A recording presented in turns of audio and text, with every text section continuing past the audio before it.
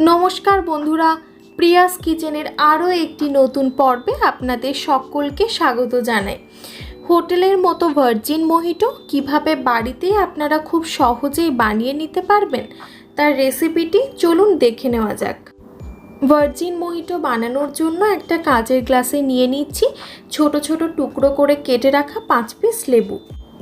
দিয়ে দিচ্ছি 5 চামচ পাউডার সুগার, 1/4 চামচ বিট লবণ আর 4-5টা পুদিনা পাতা, যেটা আমি হাতে করে ছোট ছোট টুকরো করে কেটে নিচ্ছি।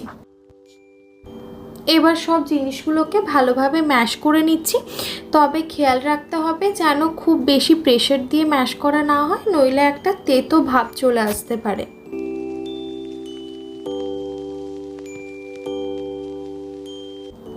দিয়ে দিচ্ছি একটা আইস কিউব, দিয়ে দিচ্ছি সোডা।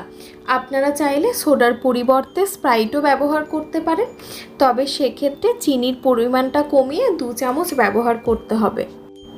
একটা চামচের সাহায্যে ভালোভাবে মিশিয়ে নিয়ে এই গরমের দিনে সার্ভ করুন হোটেলের মতো ঠান্ডা ঠান্ডা ভার্জিন মোহিটো। সম্পূর্ণ ভিডিওটি দেখার জন্য ধন্যবাদ। আশা করি আপনাদের ভালো লেগেছে। ভিডিওটি ভালো লেগে থাকলে লাইক, কমেন্ট, শেয়ার এবং চ্যানেলটি সাবস্ক্রাইব করে না থাকলে সাবস্ক্রাইব করার অনুরোধ রইল। আবারও দেখা হবে আরও অন্য একটি ভিডিও নিয়ে। ধন্যবাদ, ভালো থাকবেন।